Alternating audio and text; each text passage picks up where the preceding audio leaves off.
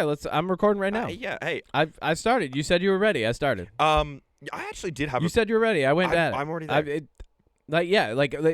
If this is the beginning, beginning of any. Yep. Very often Mm-hmm. this is an intimate beginning, right? Oh. And you're like, Soft and oh, hard. are you ready to record? And I'm like, I'm already here. Yeah.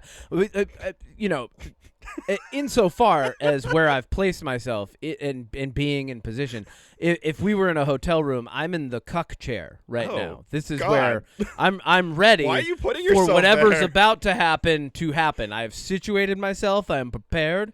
I'm going to observe. So where am I?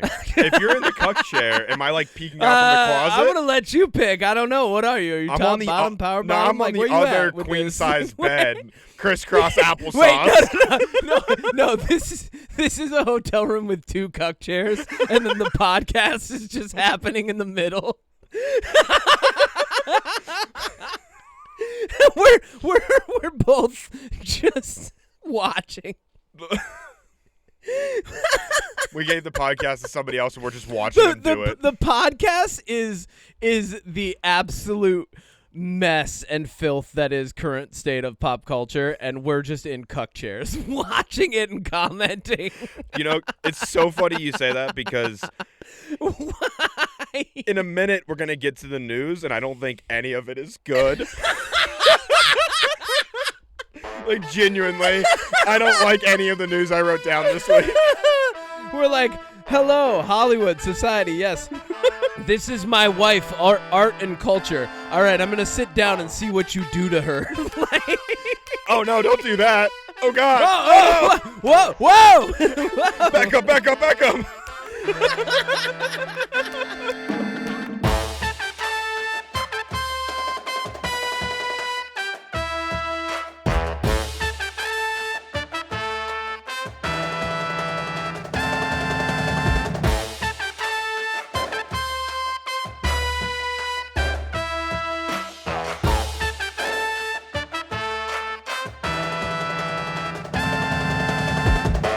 That's a perfect analogy for the state of so much stuff right now. Are you ready to clap? Always. 3, 2, 1. That's the hardest I've Bienvenido a slapped. otro episodio. What? That's the hardest I've slapped my face. That actually hurt. You're really getting into this metaphor. Oh God! Welcome to another episode of this wonderfully intimate podcast, the UnPop podcast. I am your Capitan and Papi Todo Siempre, Kevin Miner. With me as always is. Oh, Matthews, the chef, cooking up that content that you like so much. It's on the grill. It's got the char marks. We got stuff going on with the sauces. We got the seasonings. No condiments. No condiments. No Condiments. Don't get them out of here. Filler. You know where the condiments are? They're on the king size mattress in the center of the room. That's where the condiments are. Oh, this is such a weird turn. You want some condiments? You got to work for them. Why are we gross this week? I don't know. You Odie? started Why this. are we I'm following your lead. I'm following your lead, but I think I'm going to turn around and go back. This all came up. So I didn't realize that chair, the like lonely chair in the hotel room, was called the cuck chair. Yeah, right. obviously. I didn't know that. Right. Yeah. And then my good friends Kason and Jenna brought that to my attention, and it was one of those funny moments where I was like, oh yeah, no, of course that's the cuck chair. Yeah. That it just made sense to me. They didn't even have to like paint the picture. They just said the cuck chair, and like in my mind, Bingo. my mind went anatomy of a hotel room, lonely chair with a coffee right table next to the lamp. it. Yes, of course. Yeah. Which is like the perfect lighting. You just flip it on. I mean, let's talk about the favor that hotels have done to people who just have promiscuous natures in their committed relationships. Is they've given you good lighting, like. You know, hotel lighting is pretty bad, though, overall. It is. Yeah. It is. You know what else It is pretty is. bad, Kevin? What? You know, I should start being the chef of segues. That's your job as the chef. You're supposed to move I move things from one course to the next. Or from like the prep station to the pan, right? Like that's what you do. That's your whole function. I'm bringing out like courses to you, man. I got your appetizer. All right, so I got your what are we cooking spritzer. right now? I got What's going on? your What's going on? second appetizer. I got your Yeah, first feed party. me. I got your Come on. salad, your soup. What do we got? AI, right, is really bad. Oh, God. Oh, come on. Oh, no. This is slop. You're getting an MRE that I doctored up. I didn't even order this. You're getting a microwave bag of slop. The server just brings it. I'm like, no, thank you. No, I don't want that. No, it's All right. yours now. And they're like, no, the chef insists. I'm insisting. It's like you know how we had like the ice cream truck episode, like Kevin's ice cream truck. Yeah, I'm where you just, like, ran me running you over? over every week and go, did you get any? This is you're Ralph Fiennes and I'm in the menu. And you're just like, and you're gonna fucking eat it. And you're Kevin. gonna. And guess what, Kevin? I'm about to All right. shove it down your throat. Fuck! All right, go ahead. So this isn't what we're gonna talk about, but in the news, America, the president of America, Who's that? we don't need to name names. I don't need to name names, Kevin. Is it Andrew Jackson? Yeah, it is. He's back. All right, cool. Andrew Jackson.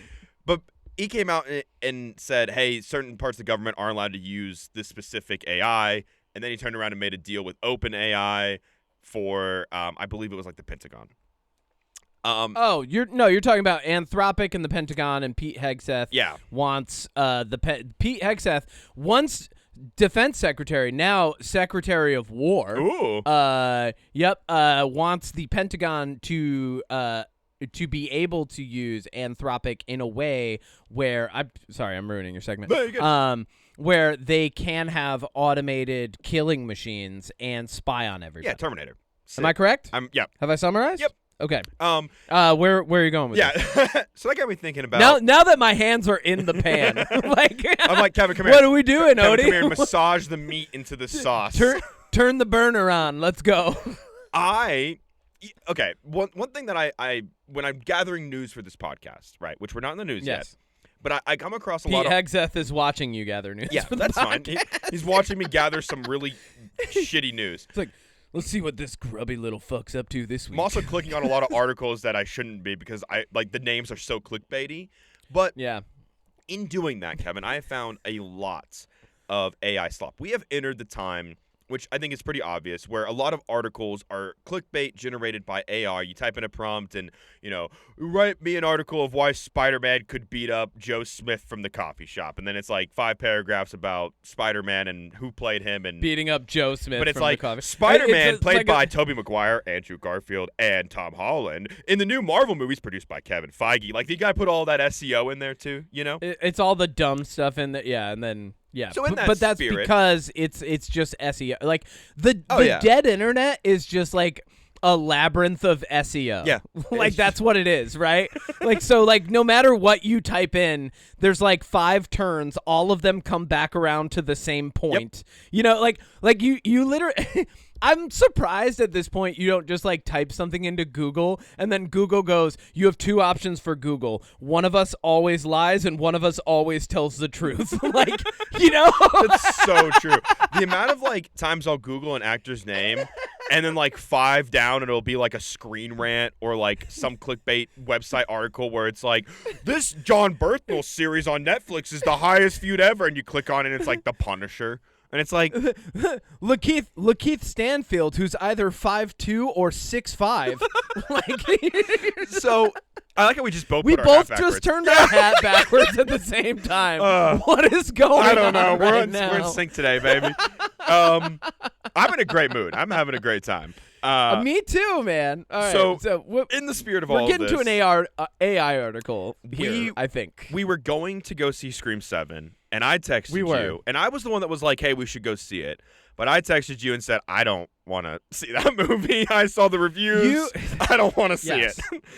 You texted me, and I had to then text my date. Yeah. And say, hey, I know that we talked about seeing Scream 7. My podcast co-host says we shouldn't. And it's your first date. And you're like, hey, my podcast co-host said I can't see this movie. And she went, she handled that very well. Keep her. Keep her. But okay. In the spirit of Scream, I stumbled across an AI article in the format that I absolutely love. And it is called How to Watch the Scream Movies in Order. I hate these. I love them. Hate. I hate these. I don't hate anything. Like, I know that I'm saying it in a fun and bouncy and dancey and sing-songy way. No, I hate these. Now, Kevin, in the past, when I've done these, I've kind of just like speed run the bullet points and stuff, but I would like to give you the full, and our listeners, the full AI article experience. I can't stop you, Ralph Fiennes. For nearly 30 years, horror fans have been shocked by Ghostface, making the Scream movies one of cinema's most iconic slasher series. The franchise continues to thrill audiences decades later, with the latest installment, Scream 7, hitting theaters February 27th, starring Sidney Prescott, played by Neve Campbell. Would you like me to read all of them? I will. Yeah, we might as well. Including Courtney Cox as Gail Weathers, David Arquette's Dewey Riley. Arquette? All right. Arquette, thank you. I've never actually said his name out loud. What? Yeah. All right. Keep going. I'm glossing over this so you can finish this article faster. Throughout the follow-ups, the Scream movies have featured several famous actors facing off against Ghostface, including Drew Barrymore, Sarah Michelle Gellar, Emma Roberts, Patrick Dempsey, Jenna Ortega, and others. Imagine a human trying to talk to you this way. I would say shut up. I would actively say shut up. I'm not rude, but I would shut this down. Keep going. How to watch the Scream movies in order. Number 1, Scream, 1996. The original Scream movie centers around high school student Sidney Prescott, Neve Campbell, and her friends who live in a small town of Woodsboro, California. I'll skip some of this because it's No. okay. No. Okay. No. Keep going. One night, a popular girl at school, Drew Barrymore, is brutally killed at her home, and the town soon learns that her murder was just the beginning of a killing spree perpetrated by someone wearing a black robe and a white mask, known as the iconic killer we know as Ghostface. It also becomes apparent that Sidney is the main target, and the film's twist ending sets the stage for all the Scream sequels to come. Other actors in the first Scream movie include Matthew Lillard. Who else, Kevin? Who else is in the first one? You got. I don't care. You got. Keep going. Okay, fine. I'll name them. Skeet Ulrich, and Rose McGowan, who plays Tatum. Okay. After Scream 2, 1997. In Scream 2, Sidney is now in college, and Hollywood has made a movie about her ordeal in Woodsboro, California, called Stab. Sidney's life is thrust into chaos once again when a copycat killer arrives on campus and starts killing her friends one by one. Of course. The first sequel has a huge ensemble cast that includes everyone from Jada Pinkett Smith, Timothy Olyphant, Sarah Michelle Gellar returns, and even Tori Spelling and Heather Graham. Jada Pinkett Smith was in that. She was really good. I forgot about that. Yeah, she dies. Yeah. Next, Scream 3, 2000. All right. Nope. We're done. Scream 3 That's took the it. franchise to its most meta place yet. Them in order. This No, time it's around, just the movie takes place in Los Angeles during the production of Remember Stab I said 3. I would say shut up? I'm saying shut up. Nope, we're done. But there's a performance by Carrie Fisher in this one. She gets SEO. That's fucking great. After Scream 3, I hate this. Scream went on a hiatus for 11 years until 2011's Scream 4. Scream 4 introduced new characters and actors to the franchise, including Adam Brody, Rory Culkin, Allison Brie, and Hayden Panettiere. Why? Why do we care? Scream 4 to is read currently all streaming of on these names Paramount in that Plus. order? After Scream 4, the franchise went on another 11-year hiatus. In The internet's 2022, dead. Scream, or otherwise known as Scream 5. But in this version, Dewey and Gail return to Woodsboro once again after a young girl, Tara Carpenter, played by Jenna Ortega, I'm just going to eat these tabloids. is violently attacked by someone wearing the infamous Ghostface mask. Tara's sister, Sam Carpenter, played by Melissa Barrera, also comes back to town, and the two learn that they are connected to Sidney's past. Joining the legacy characters in the self-described requel is a new generation of cast members, including Jack Quaid and Jasmine Savoy Brown, which also includes the return of Skeet Ulrich. Here's the thing. Scream 5 is streaming on Paramount Plus. Kevin, I'm not done yet. Next, in read 2023, this- Scream 6. After surviving the events of the previous movie, Tara and Sam now live in New York City. Courtney Cox is the only legacy actor to return for Scream 6, as Scream 4's Kirby, played by Hayden Panettiere, also reprises her role. Scream 6, Kevin, is streaming on Paramount Plus. I'm not just saying that. God. At Scream 4, they start adding that these are all streaming on Paramount Plus. But in case you were wondering, Kevin, there's one more, and if you didn't know what order to put this one in, after you watch Scream 1, 2, 3, 4, 5, and 6, then you can watch Scream 7. This is... In Scream 7, Sydney has built herself a new life in Pine Grove, Indiana, with her husband, Mark Evans, played by Joel McHale, and their daughter, Tatum Evans, played by Isabel May. Apart from Campbell reprising her role, Courtney Cox comes back as Gail, Arquette comes back as Dewey, and Matthew Lillard as Stu Macher. Brown and Mason Gooding also reappear from their previous installments in Scream 5 and Scream 6. Watch Scream 7 in theaters now. Are you happy? I love that. That was a good article. Are you happy? That was good. That was not a good article. That was really good. That was not. And here's a follow-up article. Fake news. That was bad. Will there be a Scream 8? What we know so far about the future of the iconic horror franchise. Nope. Little is known if there's going to be a Scream 8 after the success of Scream 7. There has been no official announcement of a Scream 8, but Scream 7 has opened to the largest opening weekend for the franchise. Stop it! We're done. That's it. We don't need man, that'll never get old. I'm glad I don't do those all the time them. because when I do, they're so good. I hate those. I love them. So bad. First off, if you read that article, it's called The Order to... What's it called? What's the title of the article? The correct order to watch the Scream movies. First off, they're numbered. So if you can't figure that out, I have news for you. You are stupid. Yeah, but like, Scream 5 is just named Scream, though, Kevin. There's no number. If you don't know to watch the Scream movies in numerical order, you're dumb. But what if that's it? What if one of them doesn't have a number or even a Roman numeral?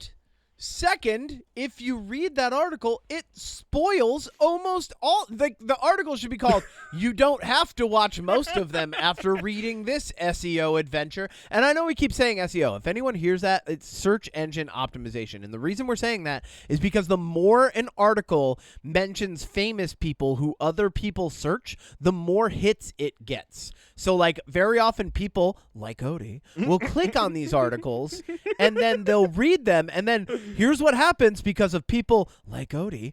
These articles filter to the top of your fucking search bar. Oh, they're everywhere and for then me. People like me search in Google, and Google goes, one of us always lies, one of us always tells the truth. And I'm like, truth today. And it goes, yeah, well, too bad. Your search engine optimization is going to feed you this bullshit. And then I tick, like my head moves to the side. I go, like, and I just have a little moment of like, I want to burn it down. And then I move on with my life and I find the thing that I'm actually looking for. So like, I can't search Courtney Cox now because I'm just going to get that article and it's going to be like, yeah, well, your friends were reading this. So you might as well read it Should too, I send it Kevin. to you so your phone knows that you're interested?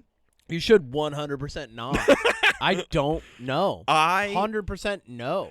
For one, I just want to point out to the listeners, I made Kevin lay down again, which is always a nice success if you know me. Overstimulated. 2, I love, and when I say love, I don't actually love, but I love that my news feed, in order to find the news for this podcast now, I have to shift through so many articles that I'm like, these are all nonsense.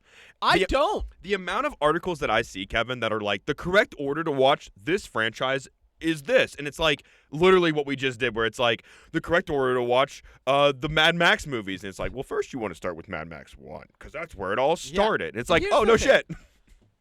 Here, like, okay. That's like the correct order to watch all seasons of The Crown. You know, like, what? Yeah, it's awesome. We fucking know, man. Like, I think the only time that, like, if an article says the correct order to, and then, like, it's whatever, I think read usually comes it, like, because, like, there are ways that authors have published books where, like, sometimes the third book they publish, they're like, all right, well, now if you're a new reader for this saga, this third book that's a prequel could actually be a jumping off point for you and might be good. You know what I mean? Yeah, I don't like disagree. That works because authors will actively update their universes in that way. Like, Like, if there was an article that was, like, the correct way to watch the Star Wars movies and then, like, just listed them in numerical order, I think people would just get mad. Well, Star 'Cause, like, Wars, that's not Kevin, how you're actually, supposed to watch you it. don't want to watch them in numerical order. You don't. Exactly. But an article written by AI that's just looking for fucking SEO, like, is SEO gonna Speedwagon? say, Take it on the run? yeah, SEO Speed. Fuck it. Oh, my God. The correct Do order we to have watch news? Star Wars, Kevin, is you want to start with episode 8, then watch 9, then watch No, you wanna 2, listen 3, to 1, Odie's deep then 6, dive 4, on- 5, and then 7. You want to listen to Odie's deep dive Oh, on yeah, you Star should do Wars that gets you up to, what did you go to? Order 66? Where'd you go? believe so. Or the original trilogy? You went somewhere around there. You went to, like, the original, or no, you went to the prequels. I went I right think before you got all the episode way 1. up to the prequels. Yeah. So you have a deep dive that gets us to the prequels, and then somebody can watch 4, 5, 6, 1, 2, 3. You know, like, do it in the order that people want. Anyway, I will say, fuck, if you are, fuck AI, if- fuck the dead internet. if you've lived under a rock and you somehow know nothing about Star Wars, which I doubt, Yeah. I really wonder what it would be like if you knew nothing about Star Wars to watch episodes 1 through 6 in order and be like, oh my God, this guy was the bad guy the whole time. I feel like it would be pretty apparent by episode 3. Okay. That's enough of that. Do we have news? Can we get away from AI? Oh! I can. Yeah, I got news. Great. I love news. You want Do good news the or bad news, Kevin? Do I have a choice? One of me always lies and one of me always tells the truth. I'd pick truth. It's bad news. Why? Because that's the state of the world, Kevin. What have I done to karmically deserve this? Remember that time like 4 weeks ago when you made fun of me? Yes. Yeah, we're still on that, bitch. Oh no. Oh, I didn't do my intro right. It's Odie Matthews, bitches. Let's get into some news. Bitches. Drink rat piss. Okay. To the fucking. All right, what do you got? We have fun here. Anytime someone says that, we absolutely do not. I'm having a great time. Anytime someone says we have fun here, why is it always immediately after something that's not fun for everyone? I'm having fun, Like, Kevin. Yeah, baby. It's the UnPop News coming at you fresh and hot from the command deck of the SS Marlon Brando. Let's see what this week had in store. Oh, I know you are. Okay, keep going. News. God of War. We got a first Yep. look. This isn't did. bad news necessarily. I just feel like this is kind of like in the middle because obviously we don't know what this is going to look like in terms. First off, what? how did we get that first look already? Like, what is that? It's not AI as far as I can tell. It's not, but it's a lot of CG. It's got to be because, like, that's not how a still from a show that just started filming looks. Unless it's a purposely like staged Done. photo, because I think that's from the I think it games. was. That scene's from the games, so I wouldn't. Yeah, but I think they staged that on. I wouldn't be surprised if that was like their makeup and costume check, and they were like, "Let's take a photo and like let people know what they're getting into," kind of thing. I remain cautiously excited for this. I remain cautiously in the middle because here's the thing. I don't know anything about God of War. I've never played the games. I've never dived into the lore. I want to tack on to this piece of news the Ed Screen casting. He's playing Odin's Yes. Odin's son? Yes. No. He's playing Haldir, isn't he? Yeah, but he's somebody famous's son, right? Like a god's All son? the gods are. That's how the gods work, man. Yeah, Like, they're all There's like one, and then they're all. Yeah, they're related. Hang on, I'm going to look up God of War. Oh my God! Yes, all the gods are related. He's Baldur. Balder. Yeah. Baldur? Oh, wait, he's the bad guy. Yes. Okay. He's a good villain. He's absolutely wasted in most movies. He was phenomenal in Deadpool. He is Like, the son of Odin. so good. Youngest son of Odin. Okay. They're all related. How many times do I have to Yeah, say so he's Odin's youngest son. I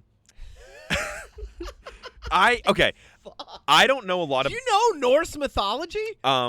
that's the horse, right? Oh my God. I'm a Greek mythology kid, man. This is hell. Yeah, well, I can't see you, so I think you're having a great time. you just put a Post-it up on your screen where my video I've got my is, and phone it's a up, smiley. and it's just a like picture of you. A doodle of a smiley face. Okay, so yeah, he's okay. But Ed Skrein, also, I didn't realize Ed Skrein was Dario Naharis. I didn't realize he was the original Dario Naharis. Hold on. I'm getting back up. Well, All right. I didn't realize he was the original Dario Naharis in Game of Thrones. Oh, shit. Oh, no. I just sat on my glasses. Wow, that sucks. did you break them? Hold on. Oh no, Kevin sat on his glasses. Malfunction. Okay, I'm gonna fill time here, and we're gonna talk about stuff while we fill time because Kevin is. We now had a blind. malfunction. Hold on. Wow, I'm filling time. That was bad. Don't worry, no dead space. All right. No, keep going. Okay, I didn't realize he was the original Dario Naharis in Game of Thrones until I saw the screenshot of him as Dario Naharis in Game of Thrones promoting this show. I didn't know that So he's only in like a couple episodes of Game of Thrones then. He's in a whole season and then gets recast. Oh, I think it's because he had conflicts. when it comes to Ed Skrein, I don't think I've really seen him anything where he's like really stood out to me. Yes, he's in Deadpool, and I think he's fine in that. He's also in the Transporter reboot that they tried to do. It's not very good. He was in Alita Battle Angel. I mean, he's fine in that, but he's not like the main person in that movie, in my opinion. He was in a Maleficent movie. He did the Midway movie. He's in Rebel Moon, our favorite movie. And then, like, he's in a blink and you miss it Jurassic World Rebirth role, which I think is, like, he just doesn't really do a lot. He's, like, one of the first ones, spoiler alert, to die in that movie. So, I mean, I don't disagree. I think he could do a good job. I just don't have enough from him to say one way or the other. I think that this first look, it's promising-ish, but it also kind of reminded me of, like, two people getting in cosplay and going into the woods. So, yeah. I'm a little cautious, but I will say it's interesting that we got a first look at God of War before the Warhammer series because they're both from Prime. So I'm curious what the first look for Warhammer will also look like. But either way, yeah. You good? Your glasses good? No, they're broke. They're broke? Very luckily, I have a backup pair. Oh. I always have a backup pair, thank God. I just ordered my but backup they pair. are officially broke. No. Super glue. I'm gonna have to. I'm gonna have to put on my backup pair and super glue. All right, let's get through this shit. Yeah. So I can go repair my fucking glasses now. That fucks up a lot for me in life. I can imagine. So, if I broke my glasses, anyway, I'd be fucked. Well, luckily I have a backup pair. I always have a backup pair. Thank fucking God. So anyway, yeah, Ed Skrein looks good. I mean, honestly, like I said, cautiously optimistic. What do we got next? Warner Brothers has officially been bought for $111 billion. By who? Paramount. Isn't that great? Aren't we so excited? This is the worst timeline. So there's a lot. Netflix did not get it. Netflix backed out and still got like $2 billion for even putting their hat in the ring somehow. That would have been bad anyway. Well, I think you know what happened is Paramount came in and said, "Hey, back off, and we'll give you $2 billion." Right? Probably. Like something happened there where, like, yeah, somebody was like, "Well, you could still get $2 billion for backing off." I hate this. Yeah, no, it's bad. I think this news changes the way that I look at the entertainment landscape. And it makes me immediately take a breath inward and go, okay, entertainment is something that we consume TV, movies, entertainment stories, right? We consume these things in order to pass time, to entertain ourselves, to just kind of like enjoy some art and expression. But more and more, as the corporatization and the consolidation of that corporate nature of entertainment occurs, you have to be selective with how you approach it and what you're taking in. It's the same thing with like the AI articles that are all over the internet now, right? Like you have to sift through bullshit now in order to get where you want to be. Not only that, when one company controls more of them, like the closer you get to a monopoly, the more that the monopolized control over the pricing of that is it's not beneficial for the masses, for most people, right? Yeah. And so when I see this, all I think is, oh, I have to be more selective with what I'm watching, where I'm watching it, and like what I'm watching it on. Like this makes me go, oh, things might be lower quality. I have to be more picky because I only have so much time. Yeah. You know? And so with Paramount taking it over, I'm like, I don't really know what that means. Like other than it seems bad. I think the thing is whether it was Netflix or Paramount, there was always going to be bad. You know, with Netflix, it was how long are movies going to stay in theaters? Probably not very long, right? Yep. I think if Netflix had gotten Warner Brothers, we'd have a lot more straight-to-streaming stuff, which would kill the movie theater industry. With Paramount, they're not known for making, in my opinion, they haven't made a lot of good movies recently. I meant to pull this up. I wanted to see what movies they released last year, because like even their big ones that they're known for, like their Mission Impossible, right? Like that didn't go very well last time. They've done okay, here we go. They are behind Scream 7. So that's I'll tell you what, you pull it up. I'm gonna go get my backup glasses. One sec. Keep talking to the listeners. Okay. Here's some movies, listeners. And it's kind of a mixed bag, right? Because you've got Scream 7, but then you've also got like the Street Fighter movie coming out this year. But then they also did that Primate movie about a killer chimpanzee. But then they've also done movies like SpongeBob SquarePants: The Search for SquarePants, which are not good SpongeBob SquarePants movies. But then they also did like The Running Man, which I think The Running Man was. Oh my god, I'm so glad I have these. Look, they're gold. Just interrupted me. My backup glasses are gold. Oh. All right, I'm back. Yeah, see? So, yeah. Keep going. In 2025, they released the Naked Gun reboot or sequel. They did Smurfs. They did Novocaine, Heart Eyes. They've done like the Sonic movies. They did Gladiator 2. They did Smile 2. They do the Transformers movies. They do the Quiet Place movies. They did like the Mean Girls remake. They've done some decent ones like Killers of the Flower Moon. They do a lot of the Paw Patrol and like Teenage Mutant Ninja Turtles, Mission Impossible.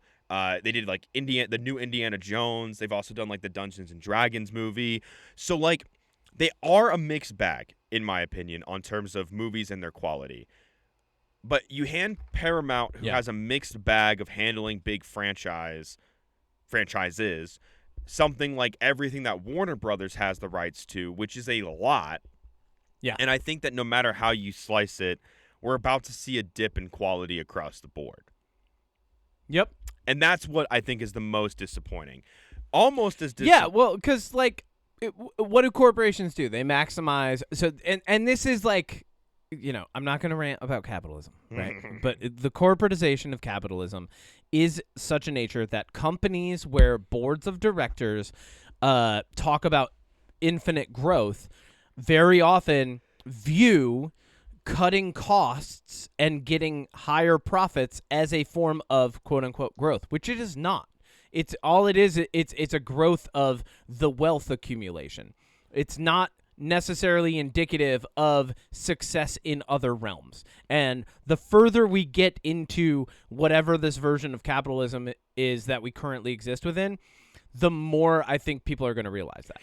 I agree. And like a good example of this is when it comes to Marvel and Disney, after Infinity War and Endgame both made over $1 billion, I think Endgame might have made close to $2 billion. Yep. There was an article that came out about the leadership at Marvel, like the boards and all that.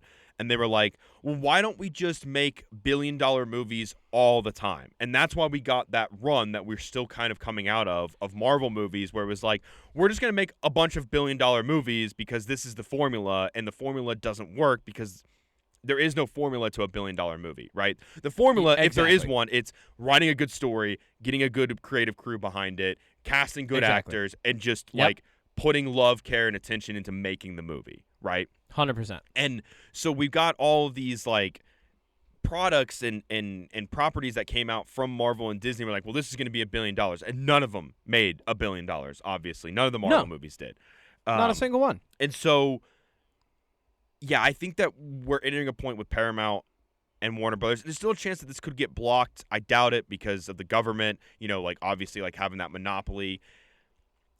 My biggest hope and the only thing that I can cling on to with this is that they'll keep James Gunn and Peter Safran at the head of DC. But what worries me about Paramount is the guy who owns Paramount and his dad are kind of far right people, and people think that the DC direction is woke. So we could easily see this get scrapped because they could be like, we're fighting against wokeism.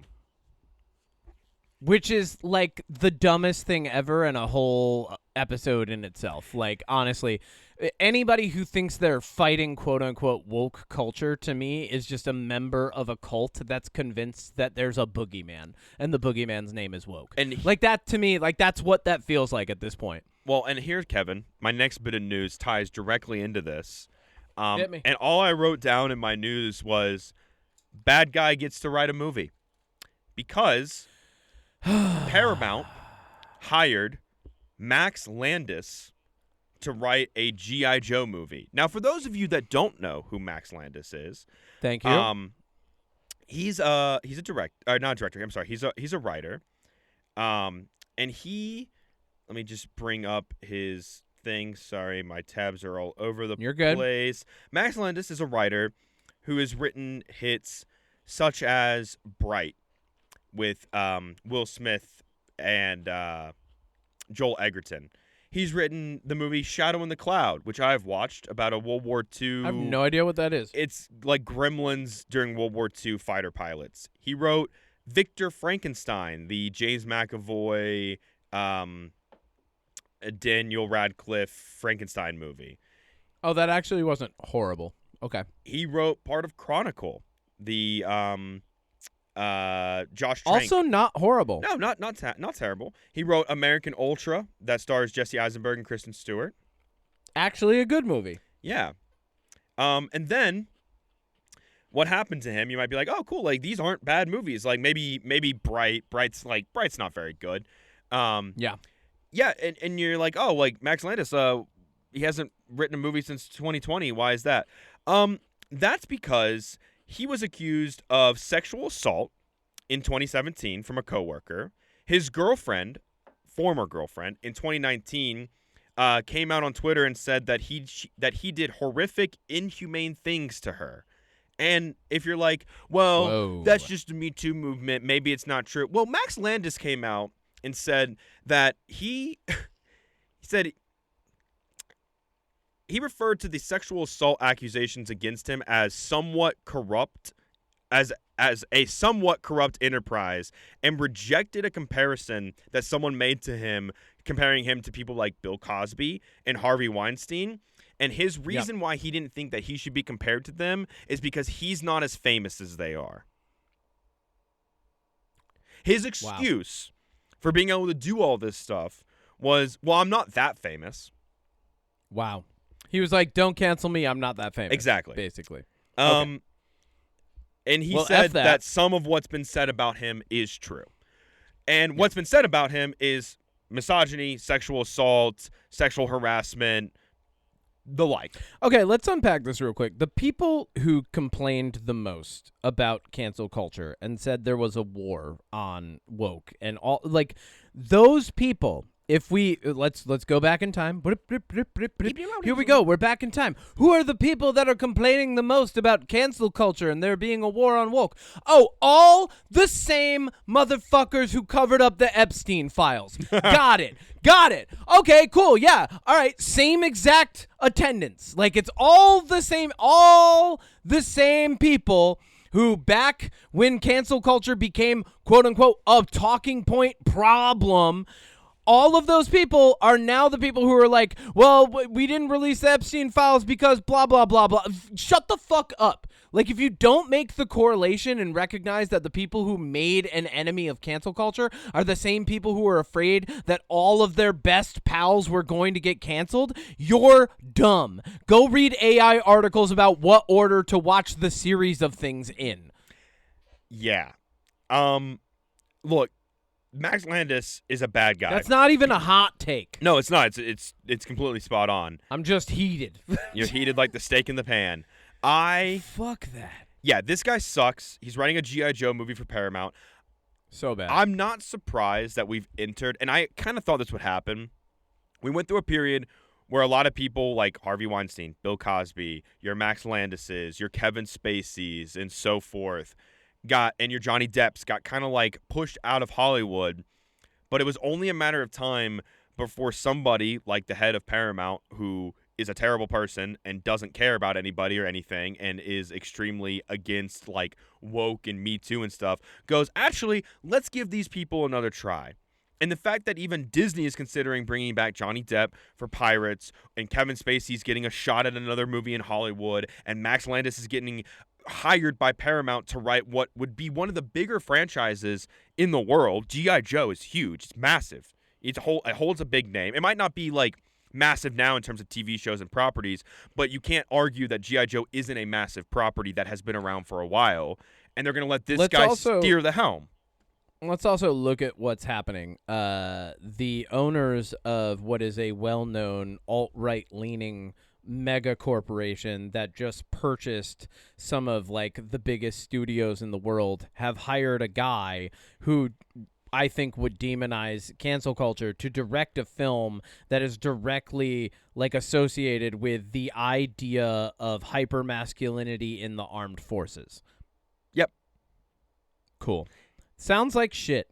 Moving on. Let's go. Let's move. Yeah. Let's move. Yeah. Where are we going to next? Labyrinthian gargoyle of the SEO. Do you want more Spider-Man spin-off movies from Sony? Do you want more Cravens, more Venoms, more Madame Webbs, more? No, I don't. The Why other would one, I want more that? Bias? No. No. Well, I got good news. No. We're gonna get more of them. Sony came out Great. and said, I still haven't seen Craven. I still Good haven't movie. seen Morbius. Good movie. I still haven't seen Madame good Web. movie. Not good movies. You say that. I did a whole video about him. You can just watch in your spare time. Sony came out and said in an interview, somebody asked, I forget the guy's role at Sony, but he was like, are we still going to get more Spider-Man spinoff movies? And he was like, yes. And they're like, oh, is it going to be different from the last ones? And he was like, yes. And they're like, are we going to see some of the same characters and they're going to be recast? And he said, yes. And it might sound like I'm doing a bit, but that's how the conversation went. The guy just kept responding yes to every question, not like elaborating or anything, but just saying yes. Just saying yes. But we are going to be getting more of these Sony spinoff ones. They're not going to be connected to the previous ones. It's going to be a clean slate. They say that they've learned their lesson, which I guess their lesson would be don't hire people like Jared Leto and make good movies, I guess, is the lesson. Yep. It's the lesson to have there. What the fuck? If you had to pick a spinoff villain for Spider-Man to have its own movie, who would you pick and why is it the Rhino? I would not pick the Rhino. I didn't think so. I think that would get very old very fast. People talk about the Rhino like it was some phenomenal villain. No, the Rhino's a meme. The Rhino's a D-villain. Before memes existed, the Rhino was like a meme villain. Would always show up, was always the first to get beat up, was just memorable because he was like boisterous. Yeah, that's it. I would pick I'd probably pick the Prowler. Because I feel like that would be a more conflicted movie with a dynamic character who has the potential to both be an anti-hero and a villain. And he's related to Miles Morales. but more appropriately an anti-hero. Yeah, like someone who, like, despite his character flaws can do some good and then still, like, stay misaligned, you know, which to me is more compelling than like anything else in that space. You know, Madam Web's like not even always a villain, which is fine. Like, so, like, whatever.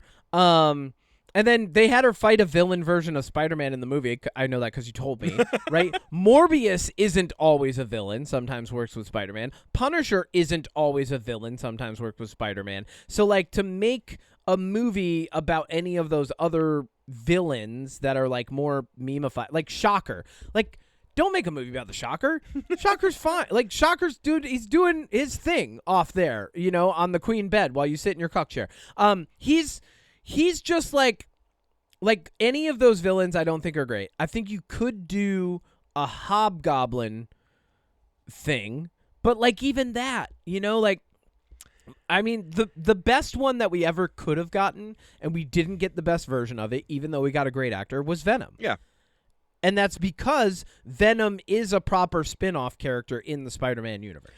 I think the safe option here, I for one, I don't think a lot of the villains would make a compelling solo story. I think what makes Spider-Man's villains interesting is the relationship and dynamic they have when going up against Spider-Man. Venom is directly connected to Spider-Man because the symbiote suit was on Spider-Man first and then found Eddie Brock. Green Goblin is interesting because he's always going against Spider-Man, and, you know, he's from Oscorp, but he has to have somebody to fight against, and it makes sense that it would be Spider-Man. Doc Ock is the same way. I feel like Mysterio is the same way. Like, a lot of these villains, Vulture, they need to have a villain in their mind to fight against, and the villain for them is Spider-Man, who's our hero.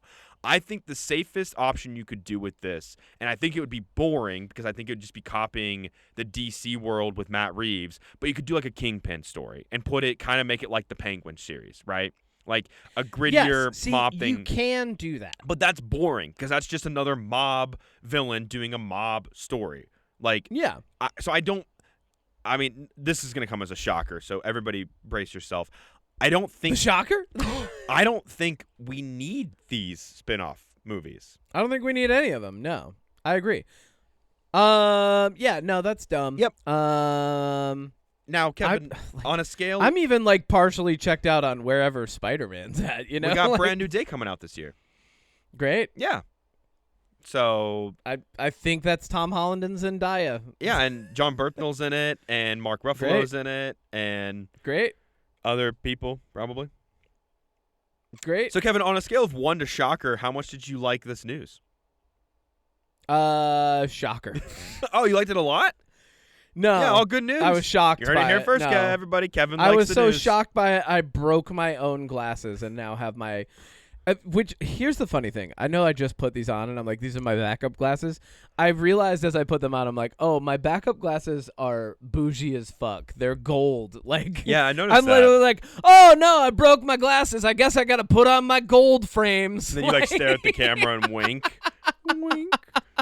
I guess I've got to look more fancy. They're made by the same company. Here's the thing. So, just to share with everybody, I didn't even fully sit on them. I just, like, felt them and then immediately moved. But the glasses I've been wearing, I've had these frames for 6 years, which, like, I mean, fucking everything's a business. So most, like, optometrists or, like, you know, you go to the optician or whatever, they're going to be like, well, you should replace your frames every, like, 4 years, right? They say replace them when they break. Yeah, exactly. 6 years. These are the best glasses I've ever owned. I'm actually a tiny bit sad about it. You can see there's, like, construction dust in them. There's scratches on the frames because they're metal. Like, these were the best glasses I've ever owned. I was just saying last night on my date, because we were talking about just everything. Like, I don't know. We talked about everything. But I was like, I need new glasses, actually. And so here we are. And I've this, manifested this. Why don't you wear contacts? I've never asked you this. I don't like them. Oh. I don't like the concept of contacts. I don't like that there's, like, this extra responsibility of, like, there's, like, it feels to me like an extra step to, like... Well, it does. And then like a lot of contacts, like, dude, how many times are you doing something like crazy, like rough and tumble, like you're going like, I do so many things like skateboarding and like all of these like athletic. I do, Muay Thai, judo, jiu-jitsu. I'm like doing a bunch of stuff in theater. I'm very physical when I'm acting, and I can't tell you how many times in my life someone's been like, I dropped my contact, and I'm just like. And that is like tragic. If I drop my glasses, fine. Pick them up, right? Like even these ones that I just broke, I'm looking at them now. I could probably still super glue this. But like contact, if you don't find it, you're screwed. How do people drop contact? Okay, so they fall out of their eye or like they move in a weird angle. Interesting. Anyway, I don't like contacts. I don't like the concept of contacts. I've just enjoyed having glasses and being able to like just take them off, put them on, take them off, put them on. Now, what I find interesting about that is I've worn contacts since I was in 8th grade, and I wear glasses too. I wore contacts in the Marine Corps for 7 years and never had issues. Never lost one, never had one pop out. Some people don't. Some people do. I don't like the idea that I could lose a contact. I also don't like anybody who has contacts, they go back and what is it, like every 6 months? It's like $180 or something. Kevin, I wish it was every 6 months. It was $180. It's 50. What is it? My contacts are $55 a box, and I need a box for each eye because I have astigmatism and my prescription's different in each eye. Each box comes with six contacts, and each one, once you open it, lasts a month. Okay, so basically my physical media glasses that I own and wear until they break, right, cost me a one-time fee of, with my insurance, somewhere around like 200 something, right? So around 200 something, 6 years, right? And I replaced the lenses once, so $300, 6 years. It's not bad. Not bad. No, it's way cheaper than Also, contacts. I've got these backups. Like, I don't have to go get new glasses right now. I could wear these for another however long. Yeah. Right? Well, so, like, I'm with you. I have been wearing my glasses like, a lot I'd rather more. just have them. Yeah. I ordered myself another pair Contacts suck. with my insurance. I always have a couple boxes of contacts because there are times where I like to wear them. Like, I'm going to Florida this next weekend. I want to have contacts so I can wear sunglasses comfortably. And, like, I feel like this is such a vanity thing, and I'll be the first to admit it. I feel like I look better without glasses. So if I'm That's why I just take my glasses off sometimes. I can't see if I do that. How can I see and you can't? I don't know. Different. That's weird. I have way worse vision than you do. Well, maybe I just don't want but to I put take up my with glasses off all the time. That's crazy because I do and I get a headache. Oh, I don't. I know. I do run club. What's your Everything I do prescription? that's Negative active, what? I just take them off. It's bad. I know it's worse I don't than pay mine, but attention like, to it. what is yours? Like -5 in each eye? I don't know. It's bad. I don't know. It's just bad. Okay. I think it's like -6. That's I think it's crazy. It's bad. I don't know how But, you like, see without them on because I take my glasses. Look, I'll take them off like right now, and everything is like just blurry enough to give me a headache. Oh yeah, I didn't have them for like 7 years, man. I didn't have like nobody knew that I had a vision problem. I was just like going around the world with bad eyesight. Just handicapping yourself. I was just handicapped as a kid. Yeah, I was just blind. Like, and it wasn't until like I was like until I started reading and my teacher pointed out that I literally couldn't pull the book away from my face or my reading would slow down. That somebody went, "Oh, he's blind." Like they were like, "Yeah, this kid can't see shit." Yeah. When he's in the back of the class, his performance is lower, and when he's in front of the class, he's good. Yeah, he's blind. Yeah. Like, and I don't know. You don't know as a kid, you know? So, like, I'm just like, I thought you just think everybody sees what you see. So, like, as a kid, I'm, like, seeing blurry stuff. I'm like, I don't know how the rest of y'all are taking notes right now. Well, that's what happened in 8th grade. I was like, I think I need to get glasses. And my parents were like, you're fine. Then I hit public school in 9th grade. And I was like, I have to sit at the front of the class. Otherwise, I can't see the board. I think something's wrong. And then I got glasses. Yeah. So, and then I got contacts. And I've been wearing contacts since I was, like, in 9th grade. But damn, yeah, interesting. I just thought it was. I don't know why I went down that rabbit hole, but yeah. No, you're good, man. Well, so here we are. You know, this is the segment where we normally do Odie Matthews at the movies. It was just Kevin at the movies this week. I got the jingle for you. Went and saw Send Help. You want your jingle? Huh? I got a jingle for you. Hit me. Okay, you ready? Yep. It's Kevin. It's Kevin. He went to the movies. It's Kevin. Why is my It's jingle Kevin. lame? It went. Oh, you want a coin? I got you. Ready? Yeah, go ahead. And Kevin went to the movies. Kevin went to the movies and he saw a movie and he liked it. What is this, Bruce Springsteen? Yes. If I could do Screamo, I would do a Screamo version, but I can't and I'm not going to try. Okay, I'll try. Kevin went to the movies! Kevin went to the movies! No, you can't. Anyways. But, dude, I saw Send Help. You're going to go see it before it's out of theaters, you said. I'm going to try to. Okay, you're going to try to see it like today or tomorrow, right? My what's the word, enthusiasm for going to the movie theaters this year is at an all-time low. And I don't know if that's partially because I went to so many last year or if it's because I have a new job that takes a lot of energy and time from me, or if it's just nothing in theaters is scratching the itch I have. And I don't want to do what I did last year where I'm just going to go. Like, I did consume a lot last year that I ended up being surprised by. But even last year at this time, there was movies in theaters that I'm like, oh, that looks kind of interesting. Half the movies that have come out this year, I'm like, I'm not even remotely interested in it.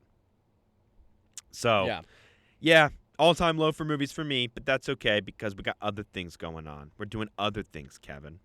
I'm not consuming a lot. And I've been saying this for a little bit on the podcast, but I'm not watching TV shows. I'm not watching movies at home. The only thing I'm consuming is the podcast version of Critical Role's Campaign 4, and I'm listening to it at work. When I'm home, I'm either like, it doesn't matter. The point is, I'm not consuming. This was a big life shift for you because last year it was like consuming entertainment, everything. And it honestly constant consuming. Feels like I'm on vacation. And I know at some point that's good. At some point this vacation's going to end, and I would say probably next month, starting in March when I get back from Florida. I think I'll probably ramp up the movies because that's when we start entering the time of the year when movies actually start to look good and interesting. Yeah. But I feel like this first couple months just being on vacation from consumption across the board has been refreshing. Well, that's, people say all the time, it's all about balance, right? But that's part of the balance is like taking breaks. So I'm glad you are too. We don't have to talk about Send Help this week. We've already almost made it an hour into this podcast. And we're just we're cruising along, baby. I'm just having a good time. I'm here for the vibes, baby. Here's what I will say. No spoilers. My review of it, and you can feel free to share yours next week. I'd say it's good.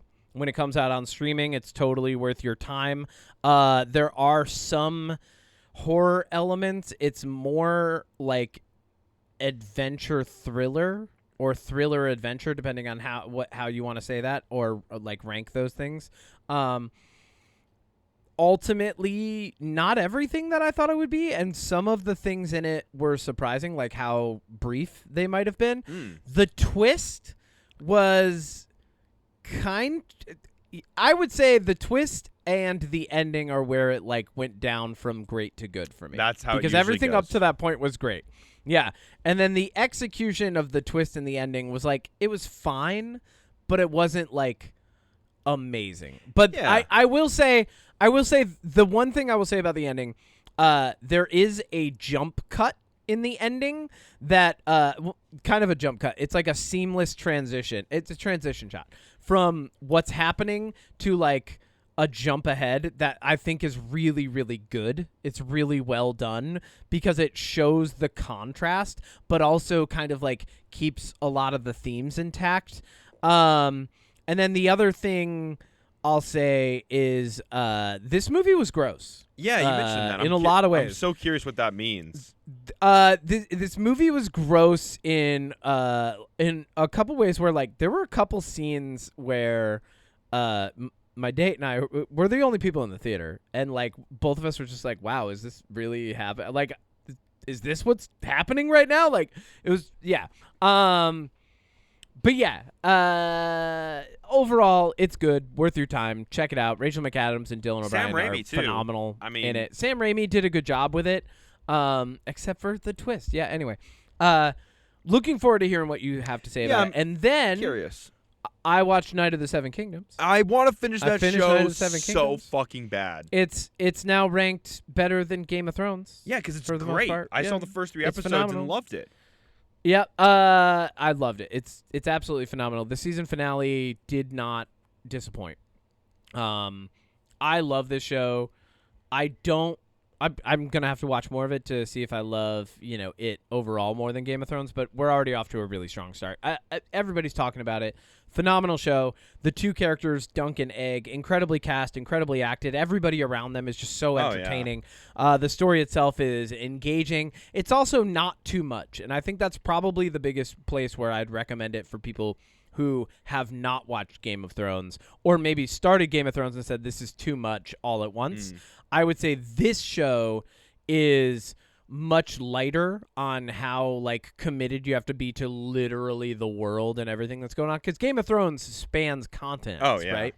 And you're getting all these different perspectives and storylines, and you're rewarded for how well you keep the plot threads together all the way up till the last season. But this show, it's much more progressive in a relatively linear fashion. Yeah. So you're not getting so much of the asides. Everything is told from Dunk or Egg's perspective. I would say this is kind of like you could watch Solo or Rogue One and not need to know anything about the greater Star Wars universe to really Or enjoy Andor. those. Or Andor even.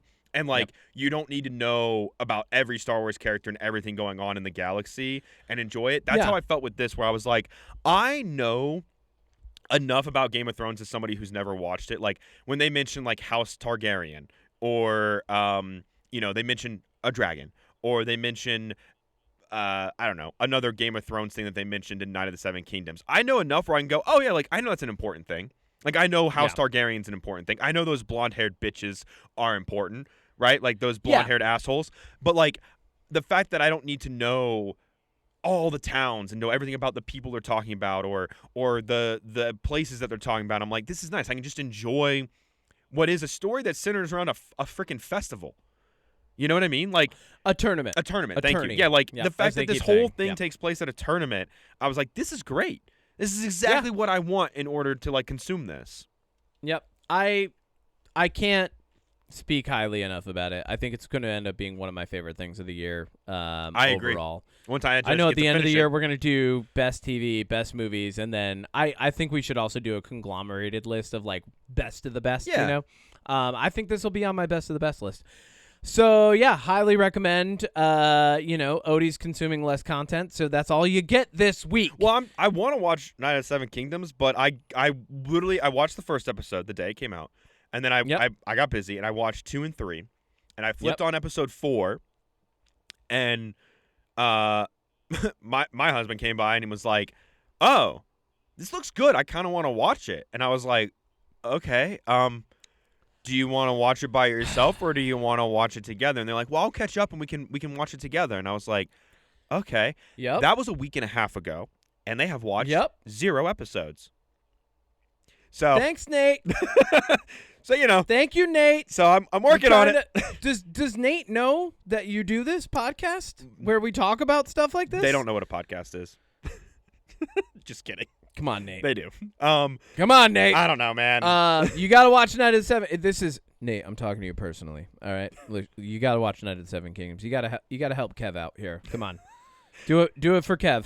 Do it for Kev. Don't just do it for Odie. Do it for me too, please. Do it for UnPop. Do it for me though. I want to finish it. Yeah, no, it's so good. I hope you guys watch it. Great. So that's it. Let's just fucking move on to jams and shit. I'd say, man. do I have anything else get that's in- worth mentioning? Chat. I mean, well, for me, no. No. I'm okay. I'm cast in 2 musicals. I'm in Bridges of Madison County and American Idiot. Super pumped. I think the characters I'm playing are so different. One is a simple guy from Iowa, homemaker. The other one is a metaphor for the singer of Green Day in his rock and roll, drugs and sex era, very. So I'm playing these 2 polar opposite characters, and the shows are literally back to back. They butt up against one another. So I'll do Bridges of Madison County, and then immediately jump into American Idiot, and yeah, I'm excited. I think it's going to be a really fun journey that happens toward the end of April into May. Sick. Yeah. What do you got? Nothing, man. Next weekend I won't be here, so you won't see me on the podcast because I'll be in Florida. So we'll take a break. I thought you were gonna have somebody on. Hiatus. I could. I might. I don't know. Should. We'll see. I gotta see what's coming up next week. I gotta see what's going on. Maybe a break next week. Maybe not. Maybe special guest. Who knows? Maybe special guest. Maybe. We'll find out. Yeah, man. That's it. What are your jams this week? What do you got? Come on, hit me with the jams. Let's get out of here. Let's go do stuff. Let's go enjoy life, and our listeners should enjoy life too if they're not already out there doing it. If you're at work and you're listening to this, congrats, enjoy. I hope your job never finds out that this is what you listen to. Odie, what do you got for jam? My jam is this article that I wanted to read to you called "How to Watch the Fast and Furious Movies in Order." Absolutely not. You've read that one for me. Okay. Yep. You've read it. I have a new No, thank you. artist that I got recommended to by somebody at work. Is a band or artist called KMFDM. Oh, yeah. Have you heard of them? Classic. Yes, of course. Okay. Hey, sometimes you discover new people. They've been around since the 90s, bro. They were described to me. So I don't work for hospitals, but I work in hospitals dealing with specifically their biohaz and regular hazardous waste. And I've been at my sites. I have 9 sites that I go to, so I'm at like the same one every week. And I've been making friends and like talking to people. And there's this one girl who I see quite a bit, and we've talked about music quite a bit. And I was like, hey, like, do you have any good recommendations for me? She recommended them. This is how she described them. She said, did you ever watch NCIS? And I was like, yes, quite a bit, actually, when I was younger, because my family was obsessed with it. And she was like, this is what Abby Shudo would have listened to while, like, running DNA samples. And I was like, you had me at NCIS. And it's really good. I like their music. It's good, like, little, like, gothic techno EDM beats is kind of, like, the vibe. The term is industrial. Go on. What do you mean industrial? Industrial is a subgenre of electronically produced music made popular by Nine Inch Nails, and a lot of the influences of that run through KMFDM as they explore a more electronic space. Okay. Well, either way, discovered them, but yes, what I did this week that I think is my real, like, my big jam, even though they were my jam last week, but for a different reason. I got to go see Bad Omens in concert. Yes, we love that here for you. in Denver. Now, I've said this before, and so I'll quickly summarize my thoughts again. Concerts are not for me. It's not that I have anything against them. I don't have anything against concerts, but I am not the kind of person that can stand there and, like, listen to a band live and feel comfortable expressing myself the way I would want to while listening to their music. I have a very, what I would describe as intimate relationship with music, where it fuels a lot of my life and a lot of my emotions. And so I listen to music on my terms, my way. And being surrounded by hundreds, if not thousands of people in a cramped area with really loud speakers and stuff is not really my forte. Right? That's not what you want. So I decided that it was time to go see Bad Omens in concert. I got 2 tickets. I took my friend Austin with me, who's in my D&D group. And let me tell you, Kevin, I'm kind of glad you didn't come with me, because I think my experience would have bummed you out. Because okay. And here's how it went. We got there. The concert starts at 7. Their opener was President and then Beartooth, right? So Bad Omens didn't come on until 9. So we got there at 6:30 because I had heard from a lot of people, and I'm sure you can relate to this, that the merch lines are usually insanely long and take forever. Usually, yeah. We got in line for merch at 6:45, and we finished our merch line at 8 o'clock. We missed all of President.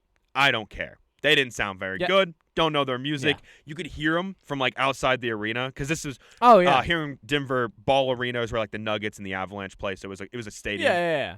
Or arena, I should say. And you could hear President, and I was like, I can't understand what they're saying. Not for me. You weren't digging it. We go up to our seats. We're up in what would be considered like close to the nosebleeds, but on the wing, and it's not full. So like we have almost an entire row to ourselves. We're able to put our merch because there's no bags. We're able to put our merch on the seats next to us. My friend Austin, he had never listened to Bad Omens really before, but he bought a couple shirts. He was like, I like them, and I was like, sick. Cool. And so Beartooth comes on. They're fine, but the way I would describe Beartooth, and I think this is really funny. Beartooth came out in 2012, right? Bad Omens hit the scene around that time, in 2015, released their first album in 2016. But Beartooth feels like the band that came out in like 2005 that had to exist so we could get what I would consider the better version of that band, which is Bad Omens. Yeah. You know what I mean? Okay. Because like Beartooth, they do some of the heavier metal screaming, but they're post-hardcore. Yeah, thank you. Post-hardcore. I'm glad you know all these terms because it's helping me out a lot. I got you covered, baby. Thanks, man. But I feel like their music is such a predecessor to Bad Omens. You know what I mean? Yeah. Kind of. I mean, it's just a different style. Yeah. I think what you're describing is that Bad Omens has more layers and a different production value to theirs. Bad Omens is it sometimes, and this is what kind of pulls me away from really like loving them and embracing them a ton as a band, is sometimes they're overproduced. And I mean that in that the production value of the song is the majority of the song, rather than the raw content therein. Whereas Beartooth leans into a style and genre that very often can be rewarding the more raw it is. So like the breakdowns, stuff like that, like especially the style that they're playing. But that's because the singer from Beartooth came from another post-hardcore band. I believe Attack Attack. Oh. Yes. Okay. I think I'm correct that Caleb was in Attack Attack. I'm not. It's so far away now, and like I wasn't like real deep into Attack Attack, but I'm pretty sure Caleb left Attack Attack, formed Beartooth. The other classic member of Attack Attack, and I do know this, is the singer of Bill Murray. Oh, so interesting. Like, I think I love Bill Murray. Yeah, we've talked about that. I love that band. So like it's kind of cool that like these guys who are making that music back in 2006, 2007, they as they've evolved over time, they've found more success within a similar space, although it's not the same. Yeah. Right? I would agree with that. I think Beartooth is good. Their songs get a little like Beartooth has leaned more and more into what I call arena rock production. That's 100%. It's designed, and a lot of people don't know this, but arena rock is designed so that it can be played almost exclusively in arenas. Like you are rewarded live for the simpler structure of it. Whereas like a band that I love, like Johnny Booth, or like a lot of their songs, and they're even starting to do some more like classic arena rock song structure. But they're a crazy hardcore band that's like all over the place. You're not necessarily rewarded sonically because of how arenas are set up. So like leaning into a more arena rock style, like Bad Omens, like Sleep Token, like Beartooth is, you have more concise, slower song progression. You don't have all this chaos happening all the time, because a lot of the echo and the reverb in an arena will like actually diminish the quality of the sound. Yeah, I think in terms of like I think part of the reason I like Bad Omens is like what you're talking about, like with their production of their songs. I mean, their last album is called the OST album, where they literally focus more on like the beats and the sound, and they partner with other artists, and like Noah Sebastian barely sings on them. So one of the reasons I've always liked Bad Omens is I feel like every album they've released is distinctly different from the last. And I could do a breakdown on all of their albums and describe that more in depth. But basically what I mean by that is if you listen to them in order, they each have a different sound. One's a little bit harder. One's a little bit more like modern rock-ish. One's a little bit more storytell focused. One's more beat focused. So, but Beartooth was fine. And then Bad Omens came on. And so for one, the section I was in, we all stayed sitting. And I loved that. I love that I could just sit there and enjoy it. I didn't want to stand up the entire time. everybody else I was like to standing up. stand. But there's Yeah. people that literally moved over to our section that were sitting and like behind people that were standing and moved to the seats so they could sit down. And I was like, this is the chill Yeah. section. This is the sit down Yep. section. You guys were vibing. And I was vibing in It was my a chill vibe. in my Yeah, own yeah. way. But this experience has taught me a couple things. One, I understand more now than ever because I've been to concerts before, but never for bands that I truly love. A couple years ago, we saw Ghost. That's Nate's favorite band. I like Ghost, but they're not a band that would ever crack my top 10. They're not even in my top 20 of bands I like. Yeah, same. Right? Like, Yeah. I like some of their songs. I think they're a good band, but they're not by any stretch my favorite. I would never buy merch from them. And then growing up, I unfortunately saw a ton of country concerts. I've seen Rascal Flatts, Darius Rucker, Kenny Chesney, Tim McGraw. I saw Toby Keith once. Like, and then the only other thing that I had with concerts is when I was in Florida, we went to like Rock the Universe and Night of Joy, where a bunch of Christian bands will go sing at Universal and Disney. So I saw like David Crowder Band and Skillet and Red and bands like that, you know? So like concerts of bands that I've never like really felt attached to. So seeing Bad Omens, seeing a band that I love so much that I know will never be dethroned, that's one of their songs, as my favorite band of all time, you know, like it's a whole different experience. It's surreal almost to be like, this is, and their set list, phenomenal. Like, I called how they were going to do it because I was like, this is probably what they're going to do. And then they did, and I was like, yes. They played a little bit from everything, and I liked that. They played all their new singles, but they even played songs from the OST album, which I was like, damn, I didn't really expect that, but I was hoping for it. Oh, good. So you didn't look up the set list before they absolutely played? Not. Okay. I was a like, lot of people do that now. They fuck that. look up the set list, and I know people who will judge whether or not they go to a concert based on what the set list is. Oh, interesting. You know what I mean? What was funny about that is Austin, who went with me, you know, he listened to him a little bit, but he was like, because after some of the songs, I was like, I would verbally be like, oh, and he was like, what? And I was like, well, okay, so that's their like newest single, and then their second song was their their first ever big song called Glass House. It's like, so I was like giving him the history as we went through. Yeah, but no, that must have been a nice experience. It was, and for one, their production value with Bad Omens is in between. So they did 18 songs, and after every about 4 songs, they played these little videos called Tape 1, Tape 2, Tape 3, Tape 4, and their music videos have a cinematography style that I really like. It's very dark. It's very moody. They're very storytelling driven, and it's very clear to me now that Bad Omens definitely has a love for that kind of production value with their like video interludes in between songs, like in between portions of their songs. And I really love that aspect of it. I love the story that these 4 tapes tell. I love how each tape ties into the next set of songs. I thought that was really cool. The lights, the fire. What I thought was really disappointing is that when I looked around, I took a couple photos and I took a small 30-second video, and that was it. For the most part, I was like not on my phone, but I was surrounded by a sea of phones, which was really disappointing that people were just there taking photos and videos. I get it, but I'm also like, you don't want to enjoy the moment a little bit more? There are I think about this a lot when I'm at concerts. Like I'm like, okay, what is like the one moment or song that I would want on video? And I kind of like keep that in my head before I'm there, right? And then I just kind of like get what I want. But I also know, and this is a thing, like other people are taking better photos, you know? So I have no problem just like ganking one of those. And somebody's like, oh, did you take that? And I'm like, absolutely not. That's a professional photo. You know, like 100%. But I was there, and it's cool that this was the photo that was taken. I remember this moment. I like this view even better than my memory of it. But but like for bands that I guess I'm kind of lucky in that, like, and I sometimes take it for granted. Like I've gotten to see all my favorite bands, and I've gotten to see them in all the ways that I wanted to, and I'm very lucky in that I've always made it. You know, like reunion tours, album anniversaries. Like I'm very good at like clocking that and going, okay, cool, I'm gonna get the ticket now and just go. And I usually get them pretty cheap. I do pretty well making it there and just having a good time. So like when people are talking about concert experiences and like the pros and cons and stuff, I'm just kind of like, yep.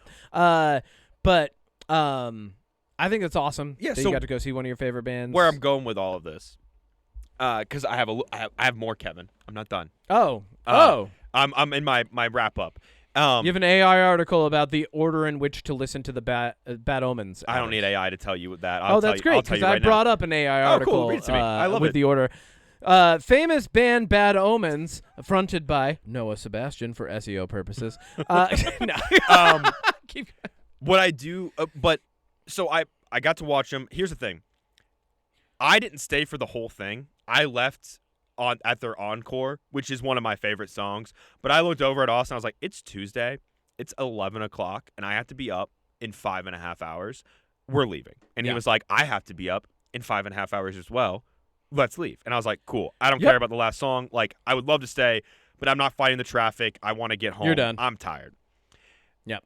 So after thinking about this concert and this experience, You had a very adult concert experience. 100%. I was like, nope, it's time to go home. Very adult of you. It's time to go home.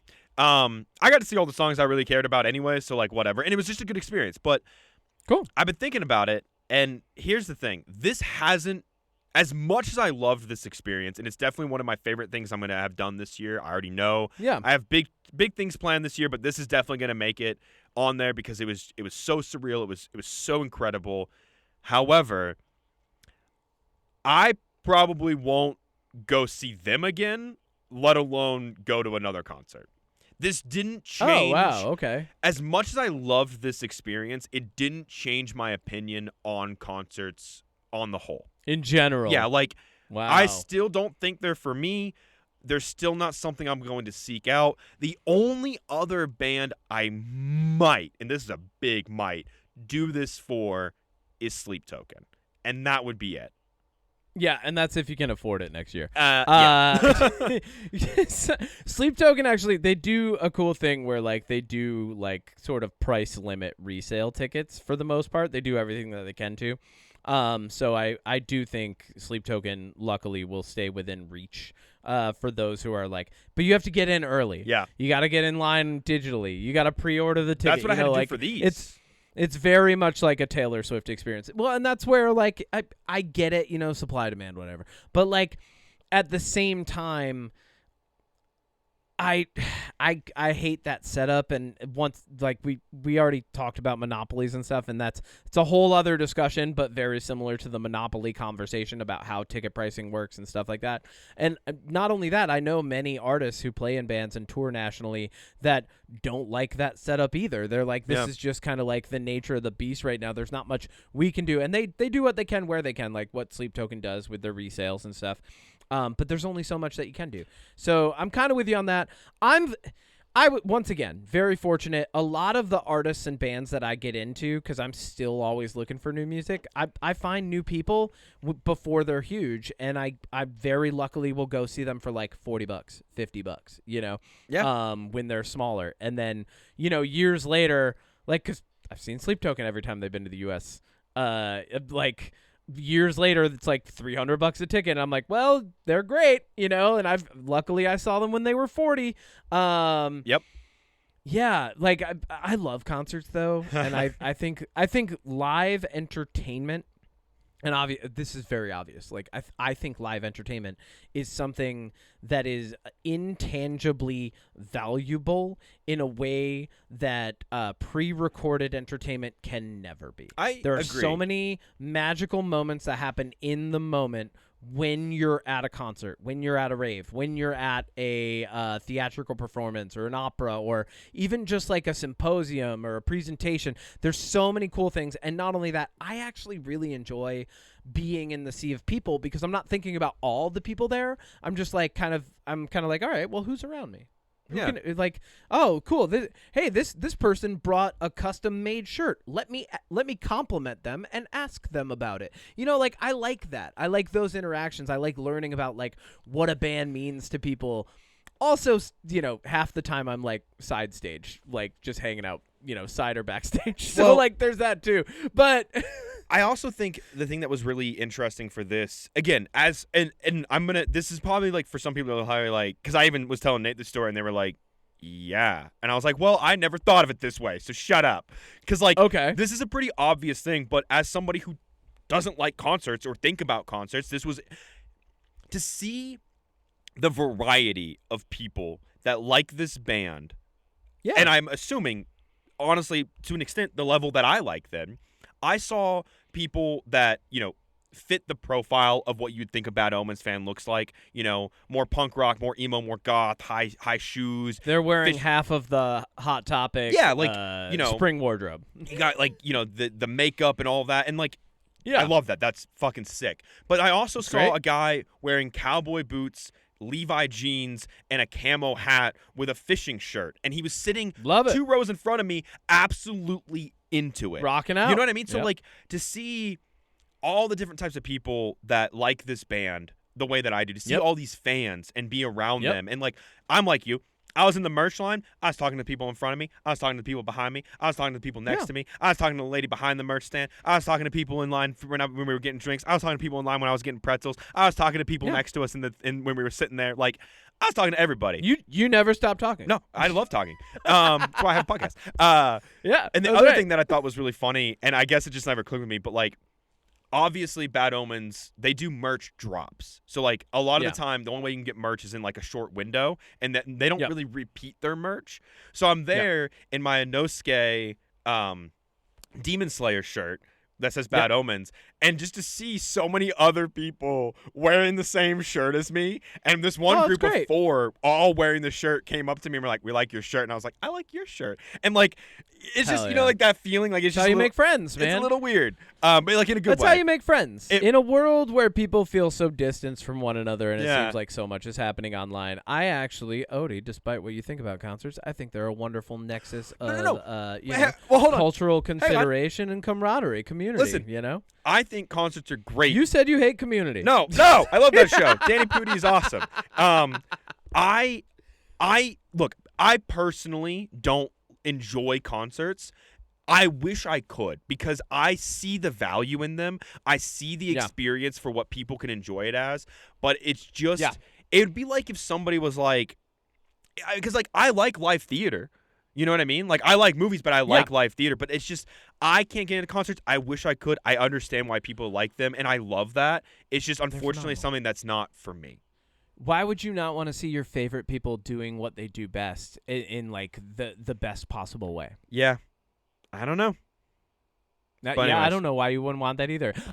Cool. Well, no, that's a good jam, and I'm dude.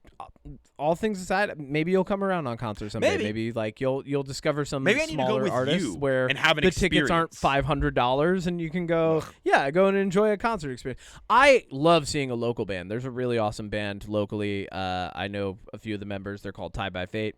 Shout out to them. They're a hardcore band. And what's really cool about that is even people I didn't know who were into hardcore went and saw them and noticed that I'm friends with them and messaged me. They're like, "Yo, the singer's so sick." And even just that moment of a concert is a celebration of art when you do it right. That's all it is. It's a celebration of art. And then whoever wants to get together and celebrate at that artistic event buys a ticket, shows up, and has a great time. Or they get comped a ticket sometimes. But but it's great, and I love them. My jam this week. That's the longest jam I've ever had, by the way.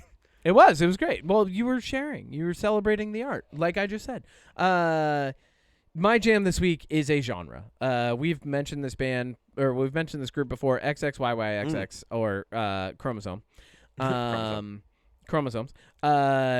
They are part of a genre called Future Garage. And earlier this week, one of my boys from one of my group chats was like, "Hey, this is my favorite song to get high and listen to music to."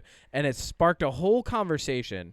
And I threw in, "Oh man, you guys remember Future Garage?" And was just I thought I was going to have a nostalgic moment by myself. And then immediately one of my boys, Nick, just threw in that song About You by Chromosomes, XXYYXX. And then we launched into it. We're like, "Oh, Lapalux," and all these other artists. Cause that was a really cool moment in time for electronic music. Cause the beats are so different and weird. And they're ambient and kind of chill, but at the same time, they really prod your brain and they make you think because of how off time things are. So my jam this week is if you're into electronic music, if you like something a little bit different, maybe you appreciate a little bit of extra syncopation or something weird being thrown into the mix, I highly recommend Just like go on to whatever music app you have and search up Future Garage, because it will be rewarding. If you want to listen to a band that took the sounds of Future Garage and then consolidated them into a more like pop consumable format, I would say Aluna George. That's the name of the two members. It's all one word, ALUNAGEORGE, Aluna George. Highly recommend listening to their first album. Absolutely phenomenal. It's a masterpiece. Couldn't recommend it enough. The other thing I will say is, Odie, I started listening to music on YouTube Music. I was going to say, week. if you type in Future Garage on YouTube Music, a lot of cool playlists come up. Yep. So I started. First off, thank you. You're welcome. I'm in Odie's YouTube family now. You're in my family. And I'm in your family. Bring pot roast to the potluck. Here's the first thing I noticed. First off, I'm going to start with the negative and work my way into the positive. Okay. First off, fuck YouTube. Like fair. No argument. Because immediately upon being added to a premium account, most, and I don't mean half, I mean most, yeah, like a vast majority of bullshit that is in the YouTube app magically disappeared. It's gone. Like someone just flipped a switch. And they were like, oh, he's part of an account that's paying us more for it now? Cool. We'll give him the good version. Right? Yep. Like, and I hate that someone has to pay more for you to get a better version when it's as easy as flipping a fucking switch. Like, okay, so that's aside. Do you want to know how much it is though? Like to have, I can have 6 people in my family. Huh? $16.99 to have YouTube Premium with no ads and YouTube Music bundled together for up to 5 people in my family, 6 if you include me. It's only $30 a month. That's still a lot. But it's not in a world where everything is a subscription, including your contacts. Like, that's a lot. It's worth it. Your ability to see is a subscription, and so is everything that you see. So YouTube, honestly, yeah, that's not a lot for that many people. It's obviously worth it if like you get together and you're all paying for $5 a person when you think about it. Yeah, that's not bad. Ultimately, here's what I do have to say that's good about YouTube. One, because I logged in with my account that is logged into YouTube already, my history prompted a lot of like the algorithmic production to just kick in and like start sending me stuff immediately, which was cool. Hell yeah. Because like it was like, oh yeah, cool. Here's Idola. Here's a song that you liked back in 2017. Here, so that was cool. I did enjoy that because that was refreshing. Spotify's user interface I'm going to shit on Spotify. Do it. Too. Spotify's user interface right now sucks. And it's because they're growing and they're going through this weird shift. Like YouTube, you can listen to the song or watch the video for most things. Spotify's trying to integrate that. At the same time, Spotify is also integrating audiobooks. Like, we've talked about this before. Every app is competing to become the everything app. Like, that's what they're doing. Yep. And so it's like a lot of it is like, what is a better UX? What is the better user interface for you? YouTube, I would say, has a better user interface. And the other thing, and probably the biggest selling point if you're someone who consumes music, if you are concerned with the audio fidelity, the audio quality of your music, YouTube is superior to Spotify. Oh, absolutely. So is Apple Music, but YouTube is a noticeable difference. And I know this because I tried it in my headphones and I tried it on my phone. And I did this specifically with the song, it's a Coheed and Cambria song. Oh, God, it's not the Hound of Blood and Rank. It's it's off Good Apollo, I'm Burning Star 4. I forget. 10 Speed of God's Blood and Burial is the song by Coheed and Cambria. And I started it on YouTube Music, and I have enough of an ear for it that literally, 1 second in, I was like, wait, that was clearer and better than it normally is. And then, so I listened to 10 seconds, and then I paused it, and then I opened up Spotify and listened to 10 seconds. I was like, this is worse. I noticed that too. When I switched, I haven't had Spotify in years, but when I switched from Apple Music to YouTube Music, I noticed an immediate difference. Huge. Huge. So yeah, big. My other jam is YouTube music this week.